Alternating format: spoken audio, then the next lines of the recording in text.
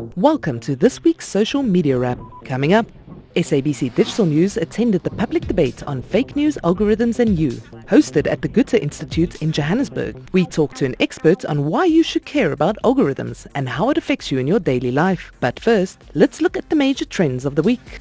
Conversation surrounding the Zimbabwe elections has dominated social media channels. We speak to social media expert Tanya Kuri on The Reach.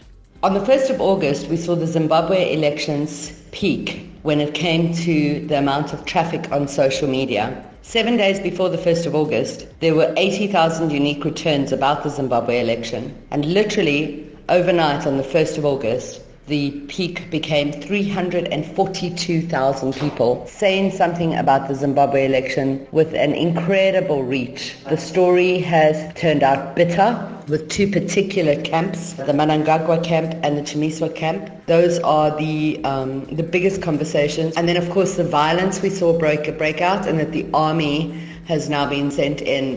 Those particular stories are big peaks over the 1st and 2nd of August. Thousands of women marched across South Africa on Wednesday to demand an end to violence against women. The marches are in response to a large number of women, children and LGBTIQ+ people who are abused or killed by men in South Africa. President Cyril Ramaphosa announced on Tuesday that through a parliamentary process, they would finalize the proposed amendment to the Constitution that would outline the conditions under which land could be expropriated without compensation.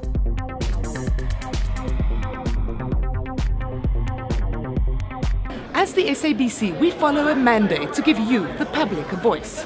So now it's time to have a look at what you've liked the most this past week. The top story on sabcnews.com, as liked by users, is Mnangagwa winning the Zimbabwe election. Close on its heels, users were very interested in the suicide of Professor Mayosi, the taxi shooting where 11 people lost their lives, and the news of demolishing houses in White River also brought traffic to our website. And finally, South Africans were over the moon with the lunar eclipse. Algorithms are widely used throughout all areas of information technology and daily life. Did you know that algorithms or computerized decisions can have an impact on your credit rating or even medical diagnosis? We caught up with Matthias Spielkamp, founder and executive director of Algorithm Watch at the Goethe Institut. Spielkamp explains that we need to look at these computerized decisions very closely, but that transparency is key in the companies and platforms which employ these systems. Now more and more platforms play a big role. Intermediaries, YouTube or Facebook or Twitter, they curate news. That's the expression that they usually use. That means they select this, they aggregate news, and they present them in a specific way that is personalized to each and every user. Now, this can be manipulative. And I'm not saying that, for example, Facebook is actually trying to manipulate the sentiment in South Africa or the public discourse. I'm saying it can happen. It can happen for, because of mistakes are being made or because of some bad modeling that is employed. For the full story on algorithms and fake news, head over to our website www.sabcnews.com.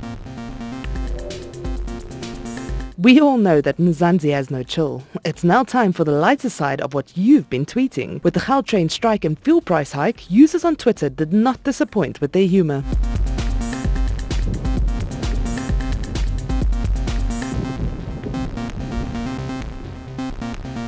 That's it for your social media wrap for SABC News in Johannesburg. I'm Nina Oosthuizen.